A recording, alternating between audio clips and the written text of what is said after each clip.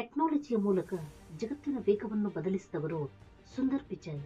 ಸುಂದರ್ ಪಿಚಾಯ್ ಜಗತ್ತಿನ ಪ್ರಖ್ಯಾತ ಕಂಪನಿಗಳಲ್ಲಿ ಒಂದಾದ ಗೂಗಲ್ ಮತ್ತು ಪೇರೆಂಟ್ ಕಂಪನಿ ಅಲ್ಫಾಬೆಟ್ನ ಸಿಇಒ ಆಗಿದ್ದಾರೆ. ಸುಂದರ್ ಪಿಚಾಯ್ ಅವರಲ್ಲಿದ್ದ ಅಗಣಿತ ಜ್ಞಾನ ಅವರಿಗೆ ಈ ಸ್ಥಾನವನ್ನು ತಂದುಕೊಟ್ಟಿದೆ. ಸುಂದರ್ ಪಿಚಾಯ್ ಟೆಕ್ನಾಲಜಿಯ ಸಾಮರ್ಥ್ಯ ಎಂಥದ್ದು, ಅದು ಹೇಗೆ ನಮ್ಮ ಜೀವನವನ್ನು ಸರಳಗೊಳಿಸುತ್ತದೆ ಎಂಬುದನ್ನು ಜಗತ್ತಿಗೆ ತೋರಿಸಿದವರು. ಗೂಗಲ್ನ ಸಿಇಒ ಒಬ್ಬ ಭಾರತೀಯರು ಎಂಬುದು ನಮ್ಮಲ್ಲಿ ಗರ್ವವನ್ನು ಮೂಡಿಸುತ್ತದೆ. ತಮಿಳುನಾಡಿನ ಮಧ್ಯಮ ವರ್ಗದ ಕುಟುಂಬದಲ್ಲಿ ಹುಟ್ಟಿದ ಸುಂದರ್ ಪಿಚಾಯ್ ಗೂಗಲ್ನ ಸಿಇಒ ಆಗಿದ್ದು ದಂತಕತೆ. ಬನ್ನಿ, ಇವತ್ತಿನ ಈ ವಿಡಿಯೋದಲ್ಲಿ ಭಾರತದ ಪ್ರತಿಭಾನ್ವಿತ ಪರಂಪರೆಗೆ ದ್ಯೋತಕವಾಗಿರುವ ಸುಂದರ್ ಪಿಚಾಯ್ರವರ ಬಗ್ಗೆ ತಿಳಿದುಕೊಳ್ಳೋಣ. ಸುಂದರ್ ಪಿಚಾಯ್ ಜೂನ್ 10, 1972ರಲ್ಲಿ ತಮಿಳುನಾಡಿನ ಮದುರೈನಲ್ಲಿ ಮಧ್ಯಮ ವರ್ಗದ ಕುಟುಂಬದಲ್ಲಿ ಜನಿಸಿದರು. ತಂದೆ ಜೂನಿಯರ್ ಎಲೆಕ್ಟ್ರಿಕಲ್ ಇಂಜಿನಿಯರ್ ಆಗಿದ್ದರು. ಸುಂದರ್ ಪಿಚಾಯ್ ಅತ್ಯಂತ ಪ್ರತಿಭಾನ್ವಿತ ವಿದ್ಯಾರ್ಥಿಯಾಗಿದ್ದರು. ಸುಂದರ್ ಪಿಚಾಯ್ ಐಐಟಿ ಖಡಗ್ಪುರ್ನಲ್ಲಿ ಇಂಜಿನಿಯರಿಂಗ್ ಅನ್ನು ಮುಗಿಸಿದರು. ಪ್ರತಿಭಾನ್ವಿತ ವಿದ್ಯಾರ್ಥಿಯಾಗಿದ್ದ ಸುಂದರ್ ಪಿಚಾಯ್ಗೆ ಅಮೆರಿಕಾದ ಸುಪ್ರಸಿದ್ಧ ಸ್ಟ್ಯಾನ್ಫರ್ಡ್ ಯೂನಿವರ್ಸಿಟಿ ಎಂಎಸ್ ಮಾಡಲು ಸ್ಕಾಲರ್ಶಿಪ್ ಅನ್ನು ನೀಡಿತು. ಸ್ಟ್ಯಾನ್ಫರ್ಡ್ ಯೂನಿವರ್ಸಿಟಿಯಲ್ಲಿ ಓದುವ ಖರ್ಚು, ಅಮೆರಿಕಾದಲ್ಲಿ ಇರುವ ಖರ್ಚನ್ನು ಸಂಪೂರ್ಣವಾಗಿ ಸ್ಟ್ಯಾನ್ಫರ್ಡ್ ಯೂನಿವರ್ಸಿಟಿಗೆ ನೋಡಿಕೊಳ್ಳುತ್ತಿತ್ತು. ಆದರೆ ಅಮೆರಿಕಾಗೆ ಹೋಗುವ ಖರ್ಚನ್ನು ಸುಂದರ್ ಪಿಚಾಯ್ಯವರೇ ವಹಿಸಿಕೊಳ್ಳಬೇಕಾಗಿತ್ತು. ಸುಂದರ್ ಪಿಚಾಯ್ಯವರ ತಂದೆ ಫ್ಲೈಟ್ ಟಿಕೆಟಿಗಾಗಿ 1 ವರ್ಷದ ತಮ್ಮ ಸ್ಯಾಲರಿಯನ್ನು ಅಡ್ವಾನ್ಸ್ ಆಗಿ ತೆಗೆದುಕೊಂಡು ಸುಂದರ್ ಪಿಚಾಯ್ಯವರ ಟಿಕೆಟ್ ಖರೀದಿಸಿದ್ದರು. ಸ್ನೇಹಿತರೆ, ಒಂದೇ ಒಂದು ಕ್ಷಣ ಯೋಚನೆ ಮಾಡಿ, ಒಂದೇ ಒಂದು ಫ್ಲೈಟ್ ಟಿಕೆಟಿಗಾಗಿ ಅವರ ತಂದೆ 1 ವರ್ಷ ಕಷ್ಟಪಟ್ಟು ಗಳಿಸಿದ ಹಣವನ್ನು ಕೊಟ್ಟು ಕೊಂಡುಕೊಳ್ಳುವಾಗ ಅವರ ಮನಸ್ಥಿತಿ ಹೇಗಿರಬಹುದು. ಇನ್ನು ಕಾಲೇಜಿಗೆ ಹೋಗಲು ಅಮೆರಿಕಾದಲ್ಲಿ ಕಾಲೇಜು ಬ್ಯಾಗ್ ಅನ್ನು ಕೊಂಡುಕೊಂಡರೆ ಅದರ ಬೆಲೆ 2,000 ರೂಪಾಯಿ. ಅವರ ತಂದೆಯ 1 ತಿಂಗಳ ಸಂಬಳ ಕೇವಲ ಒಂದು ಬ್ಯಾಗಿಗೆ ಖರ್ಚಾಯಿತು. ಯಾವಾಗ ಸುಂದರ್ ಪಿಚಾಯ್ರವರ ಮನೆಯಲ್ಲಿ ಫ್ರಿಡ್ಜ್ ಬಂದಿತು, ಆಗ ಅವರ ತಾಯಿ ಕೆಲಸವನ್ನು ಬೇಗ ಮುಗಿಸಿ ಅವರೊಂದಿಗೆ ಸಮಯ ಕಳೆಯಲು ಶುರು ಮಾಡಿದರು.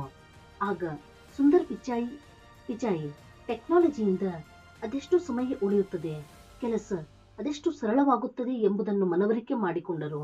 ಇದರಿಂದ ಸುಂದರ್ ಪಿಚಾಯ್ಯವರಿಗೆ ಟೆಕ್ನಾಲಜಿಯಲ್ಲಿ ಆಸಕ್ತಿ ಮೂಡಿತು. ಬಾಲ್ಯದ ಈ ಕಲಿಕೆಯೇ ಮುಂದೆ ಸುಂದರ್ ಪಿಚಾಯ್ಯವರನ್ನು ಗೂಗಲ್ನಲ್ಲಿ ಮನುಷ್ಯರ ಸಮಯ ಉಳಿಸುವ ಪ್ರಾಡಕ್ಟ್ ಅನ್ನು ತಯಾರಿಸುವಂತೆ ಪ್ರೇರೇಪಿಸಿತು. 2004ರಲ್ಲಿ ಸುಂದರ್ ಪಿಚಾಯ್ ಗೂಗಲ್ನಲ್ಲಿ ಕೆಲಸಕ್ಕೆ ಸೇರಿಕೊಂಡರು.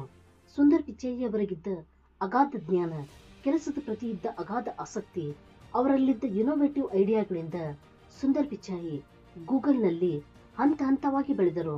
2015ರಲ್ಲಿ ಸುಂದರ್ ಪಿಚಾಯ್ ಗೂಗಲ್ನ ಸಿಇಒ ಆದರು. ಸುಂದರ್ ಪಿಚಾಯ್ ಗೂಗಲ್ನ ಸಿಇಒ ಆದ ನಂತರ ಸುಂದರ್ ಪಿಚಾಯ್ ಜಗತ್ತಿನ ವೇಗವನ್ನೇ ಬದಲಿಸಿದರು.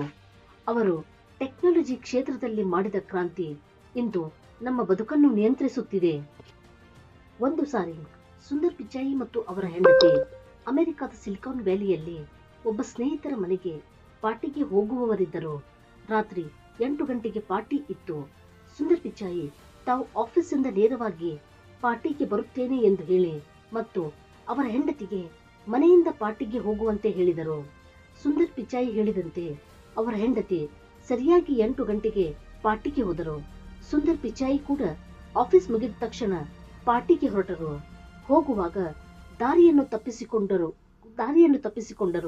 ಸರಿಯಾದ ದಾರಿ ಹುಡುಕಿ ಪಾರ್ಟಿಗೆ ಹೋಗುವಷ್ಟರಲ್ಲಿ ರಾತ್ರಿ 10 ಗಂಟೆ ಆಗಿತ್ತು.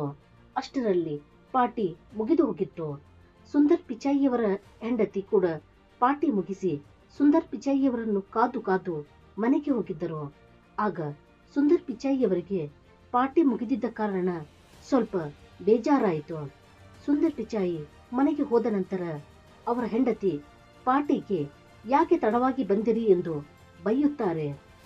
ಈ ಘಟನೆಯಿಂದ ಸುಂದರ್ ಪಿಚಾಯ್ ಈ ಜಗತ್ತಿನಲ್ಲಿ ನನ್ನಂತೆಯೇ ಅದೆಷ್ಟು ಜನ ಪ್ರತಿದಿನ ಹೋಗುವ ದಾರಿಯನ್ನು ತಪ್ಪಿಸಿಕೊಳ್ಳುತ್ತಾರೆ, ಅವರಿಗೆ ಅದೆಷ್ಟು ತೊಂದರೆಯಾಗುತ್ತದೆ ಎಂದು ಯೋಚಿಸಿದರು.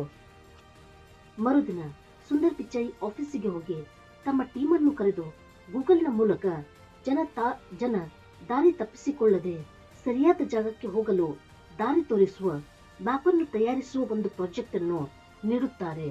2005ರಲ್ಲಿ ಗೂಗಲ್ ಮ್ಯಾಪ್ ಅನ್ನು ತಯಾರಿಸಲಾಯಿತು. 2006ರಲ್ಲಿ ಅಮೆರಿಕ ಮತ್ತು ಇಂಗ್ಲೆಂಡ್ನಲ್ಲಿ ಗೂಗಲ್ ಮ್ಯಾಪ್ ಅನ್ನು ಲಾಂಚ್ ಮಾಡಲಾಯಿತು. 2008ರಲ್ಲಿ ಭಾರತ ಸೇರಿ ಜಗತ್ತಿನ ಬೇರೆ ಬೇರೆ ದೇಶಗಳಲ್ಲಿ ಗೂಗಲ್ ಮ್ಯಾಪ್ ಅನ್ನು ಲಾಂಚ್ ಮಾಡಲಾಯಿತು. ಇವತ್ತು ನಾವು ಎಲ್ಲೇ ಹೋಗಬೇಕಾದರೂ ಗೂಗಲ್ ಮ್ಯಾಪ್ ಅನ್ನು ಬಳಸುತ್ತೇವೆ.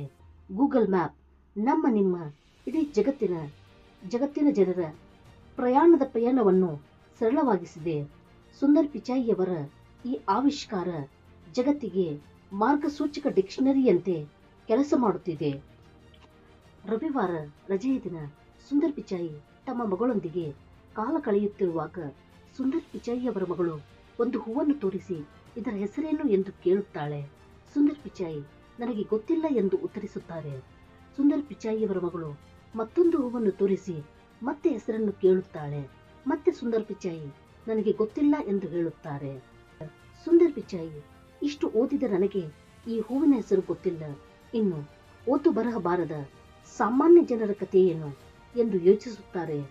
ಸುಂದರ್ ಪಿಚಾಯಿ ಒಂದು ಟೀಮ್ ಅನ್ನು ರಚಿಸಿ ಹೊಸ ಪ್ರಾಡಕ್ಟ್ ಅನ್ನು ತಯಾರಿಸುವಂತೆ ಹೇಳುತ್ತಾರೆ.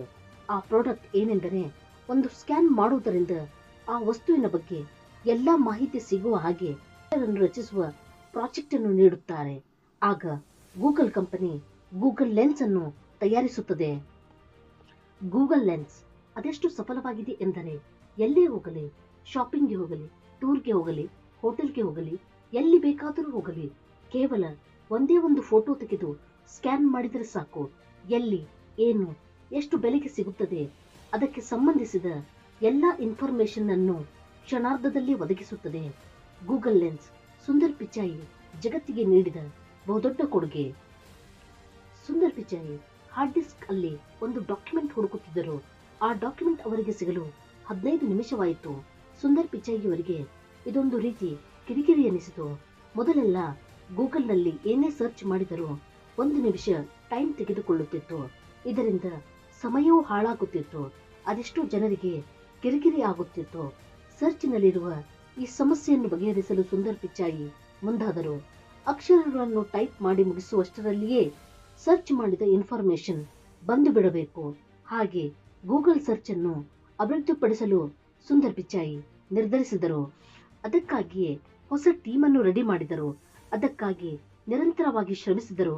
ಈಗ ನೀವು ಗೂಗಲ್ನಲ್ಲಿ ಅಕ್ಷರಗಳನ್ನು ಪೂರ್ತಿಯಾಗಿ ಟೈಪ್ ಮಾಡುವ ಮೊದಲೇ ನಮಗೆ ಬೇಕಾದ ಇನ್ಫಾರ್ಮೇಶನ್ ಬಂದು ಬಿಟ್ಟಿರುತ್ತದೆ. ಗೂಗಲ್ ಸರ್ಚ್ನ ಈ ವೇಗ ಸುಂದರ್ ಪಿಚಾಯಿಯವರ ಬಹುದೊಡ್ಡ ಇನೋವೇಷನ್ ಎಂದು ಹೇಳಬಹುದು. ಅಮೆರಿಕಾದಲ್ಲಿ ಗೂಗಲ್ನ 21 ಡೇಟಾ ಸೆಂಟರ್ಗಳಿವೆ. ಜಗತ್ತಿನಾದ್ಯಂತ 22 ಡೇಟಾ ಸೆಂಟರ್ಗಳಿವೆ. ಗೂಗಲ್ ಸರ್ಚ್ ಯಾವತ್ತೂ ಯಾವ ಕ್ಷಣದಲ್ಲೂ ಬಂದ್ ಆಗುವುದಿಲ್ಲ. ಸುಂದರ್ ಪಿಚಾಯಿ ಕೆಲಸದ ನಿಮಿತ್ತ ಚೀನಾಕ್ಕೆ ಹೋದಾಗ ಊಟಕ್ಕಾಗಿ ಒಂದು ಹೋಟೆಲ್ಗೆ ಹೋಗುತ್ತಾರೆ. ಹೋಟೆಲ್ನಲ್ಲಿ ವೆಜಿಟೇರಿಯನ್ ಆರ್ಡರ್ ಮಾಡುವ ಸಲುವಾಗಿ ಚೈನೀಸ್ನೊಂದಿಗೆ ಮಾತನಾಡಲು ಶುರು ಮಾಡುತ್ತಾರೆ. ಸುಂದರ್ ಪಿಚಾಯಿ ನೂರಾರು ಬಾರಿ ತಮಗೆ ಬೇಕಾಗಿರುವುದನ್ನು ಚೈನೀಸ್ಗೆ ಹೇಳಿದರೂ ಅವರಿಗೆ ಅರ್ಥವಾಗಲಿಲ್ಲ. ಸುಂದರ್ ಪಿಚಾಯಿ ಹೇಳಿದ್ದು ಚೈನೀಸ್ಗೆ ಅರ್ಥವಾಗಲಿಲ್ಲ. ಚೈನೀಸ್ ಹೇಳಿದ್ದು ಸುಂದರ್ ಪಿಚಾಯಿಗೆ ಅರ್ಥವಾಗಲಿಲ್ಲ. ಆಗ ಸುಂದರ್ ಪಿಚಾಯಿ ನನ್ನಂತೆಯೇ ಅದೆಷ್ಟು ಜನ ಭಾಷೆ ಬರದೆ ತೊಂದರೆ ಅನುಭವಿಸುತ್ತಿರಬಹುದು ಎಂದು ಯೋಚಿಸಿದರು. ಸುಂದರ್ ಪಿಚಾಯಿ ಭಾಷೆಯನ್ನು ಟ್ರಾನ್ಸ್ಲೇಟ್ ಮಾಡುವ ಸಾಫ್ಟ್ವೇರ್ ಅನ್ನು ತಯಾರಿಸಲು ನಿರ್ಧರಿಸಿದರು. ಮೊದಲು 2 ಭಾಷೆಗಳಲ್ಲಿ ಗೂಗಲ್ ಟ್ರಾನ್ಸ್ಲೇಟರ್ ಶುರು ಮಾಡಿದರು. ನಂತರ 108 ಭಾಷೆಗಳಲ್ಲಿ ಗೂಗಲ್ ಟ್ರಾನ್ಸ್ಲೇಟರ್ ಅನ್ನು ರಚಿಸಿದರು. ಗೂಗಲ್ ಟ್ರಾನ್ಸ್ಲೇಟರ್ನಿಂದ ಯಾರು ಯಾವುದೇ ಭಾಷೆಯಲ್ಲಿ ಮಾತನಾಡಿದರೋ ಅದನ್ನು ನಮಗೆ ಅರ್ಥವಾಗುವಂತಹ ಭಾಷೆಯಲ್ಲಿ ಅನುವಾದಿಸಬಹುದು. ಒಮ್ಮೆ ಸುಂದರ್ ಪಿಚಾಯಿಯವರು ತಂದೆಯನ್ನು ಭೇಟಿಯಾಗಲು ಊರಿಗೆ ಹೋಗಿದ್ದರು. ಸುಂದರ್ ಪಿಚಾಯಿಯವರ ಕಣ್ಣು ಗೋಡೆಯ ಮೇಲಿದ್ದ ತಮ್ಮ ಅಜ್ಜಿಯ ಫೋಟೋದ ಮೇಲೆ ಬೀಳುತ್ತದೆ.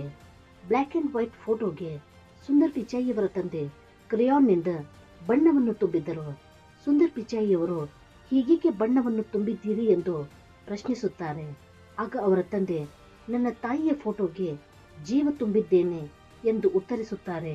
ತಂದೆಯ ಮಾತು ಸುಂದರ್ ಪಿಚಾಯಿಯವರ ಮನಸ್ಸಿಗೆ ನಾಟುತ್ತದೆ. ಆವಾಗಿನಿಂದ Sundar Pichai Google photos launch ಮಾಡಿದರು. ಇವತ್ತು ನಾವು ಕ್ಯಾಟಗರಿಗೆ ತಕ್ಕಂತೆ ಫೋಟೋಸ್ನಲ್ಲಿ ಬದಲಾವಣೆ ಮಾಡಬಹುದು. ಅದರಲ್ಲಿ ಫೋಟೋ ಎಡಿಟ್ ಮಾಡಬಹುದು, ಫಿಲ್ಟರ್ ಮಾಡಬಹುದು, ಬ್ಲ್ಯಾಕ್ ಅಂಡ್ ವೈಟ್ ಫೋಟೋವನ್ನು ಕಲರ್ ಮಾಡಬಹುದು, ಸರೌಂಡಿಂಗ್ ಚೇಂಜ್ ಮಾಡಬಹುದು, ಕೊಲಾಜ್ ಮಾಡಬಹುದು, ಅನಿಮೇಷನ್ ಮಾಡಬಹುದು. ಹೀಗೆ ನಮ್ಮ ರುಚಿಗೆ ತಕ್ಕಂತೆ ಫೋಟೋವನ್ನು ಬದಲಾವಣೆ ಮಾಡಬಹುದು. ಇವತ್ತು Sundar Pichai Google alerts, Android, Google store, Chrome, Google chat, Google pay, Google classroom, Google meet, Google drive, Google one, connected home, Google earth, Google wifi, Google shopping, Google hangout, Gmail, YouTube ಹೀಗೆ ನೂರಾರು ಪ್ರಾಡಕ್ಟ್ಗಳನ್ನು ತಯಾರಿಸಿದೆ. ಇದರ ಸಂಪೂರ್ಣ ಕ್ರೆಡಿಟ್ ಸುಂದರ್ ಪಿಚೈಯವರಿಗೆ ಸಲ್ಲುತ್ತದೆ. ಸುಂದರ್ ಪಿಚೈ ಟೆಕ್ನಾಲಜಿಯ ಮೂಲಕ ಬದುಕಿನ ವೇಗವನ್ನು ಬದಲಿಸಿದವರು. ಗೂಗಲ್ನ ಮುಖಾಂತರ ಸುಂದರ್ ಪಿಚೈ ಟೆಕ್ನಾಲಜಿಯ ಮೂಲಕ ಮನುಷ್ಯರ ಸಮಸ್ಯೆಗಳನ್ನು ಬಗೆಹರಿಸಿ ಬದುಕನ್ನು ಸರಳಗೊಳಿಸಲು ನಿರಂತರವಾಗಿ ಶ್ರಮಿಸುತ್ತಿದ್ದಾರೆ. ಸುಂದರ್ ಪಿಚಾಯಿಯವರ ಕುರಿತಾದ ಇವತ್ತಿನ ಈ ವಿಡಿಯೋ ನಿಮಗಿಷ್ಟವಾಗಿದ್ದಲ್ಲಿ ಲೈಕ್, ಕಾಮೆಂಟ್, ಸಬ್ಸ್ಕ್ರೈಬ್ ಮೂಲಕ ನಿಮ್ಮ ಮೆಚ್ಚುಗೆಯನ್ನು ವ್ಯಕ್ತಪಡಿಸಿ. Thank you.